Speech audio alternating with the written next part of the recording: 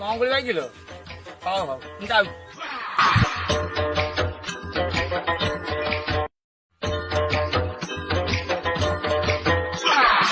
ସେ କଥା କଣ କି ମଙ୍ଗୁଳି ଭାଇ ମୁଁ ପଳେଇ ଯାଉଥିଲି ବା ଗୋଟେ କଥା ମନେ ପଇଲା ବୋଲି ମୁଁ ଦୌଡ଼ିକି ଆଇଲି। କିଲୋ ମା କଣ କହିମି ଗାଁ ଖଣ୍ଡକର କଥା ବା କାମିନି କଣ ହେଇଛି? ବୁଝିଲୁ ଇଏ ମଙ୍ଗୁଳି ଭାଇ ଇଏ ଅଁର କାଠି ପହଁର କଲା ଖୋସା ପାରିଥିନି ଦିଅର ନାହିଁ ଆଉ ସେ ଖୋସା ପାରିବି ନାହିଁ କି ଦିଅର ଆଗରେ ଚାଲିବି ନାହିଁ। ଯଦି ପାରିଥିବି ଢାଲିଆ ଖୋସା ସୁନା ନାଗିଥିବ 14 ମିଶାକୁ ରୂପା ନାଗିଥିବ 100 ଚାଲି ଯାଉଥିମି ରୁଣୁ ଜୁଣୁ କାନ୍ତ ଆସିବା ଯାଏ।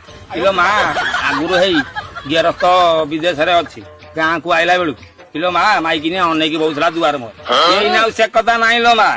କାମିନି ତୁ ଯୋଉଟା କହିଲୁ ଠିକ ଆଉ କଣ ସେ ଯୁଗ ଅଛି ନା ସ୍ୱାମୀ ସ୍ତ୍ରୀ ସେ ଭଲ ପାଇବା ଅଛି?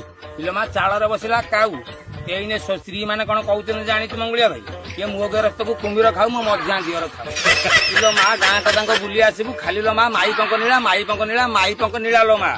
ରାମନୀଳା ଦେଖିଛି କୃଷ୍ଣ ନୀଳା ଦେଖିଛି କଣ ମାଇ ପକ ନୀଳା କହିଲୁ କଣ କି? କିଲୋ କଣ ହେଇଛି କଣ କହିବି ଏଇନେ ତ ଯେତେ ଗୋରି ସେତେ ଷ୍ଟୋରି ଲୋ ମା।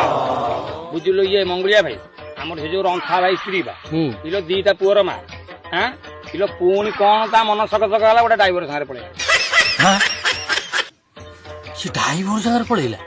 ଆଉ ସେ ଆମ ନଖି ନାନୀ ଝିଅ ନେଉଳିବା କିଲୋ ହାଡ ପଞ୍ଜରା ଗଣି ହଉଛି ନଖି ନାନୀ ତାକୁ ଫଗୁଣ ମାସରେ କରଜ କରି ବାହା କରିଥିଲା। କିଲୋ ମା ଅଷ୍ଟମଙ୍ଗଳା ବୁଲିବାକୁ ଆଇଛି ଆ ଘର ବୁଲିଲା ତା ଘର ବୁଲିଲା ଏଠି ବସିଲା ସେଠି ବସିଲା କାହା ସାଙ୍ଗରେ ଖସିଲା କିଲୋ ମା ସେ ଜୋଇଁଟା ଲାଷ୍ଟକୁ ଅଟୋ କରିକି ଅଷ୍ଟମଙ୍ଗଳା ବୁଲିବା ପାଇଁ ଆଇଥିଲା ଦେଖିଲା ବେଳେ ଝୁଅ ଫେରାର ଜୋଇ ଯାଉଛି ଅଟୋରେ।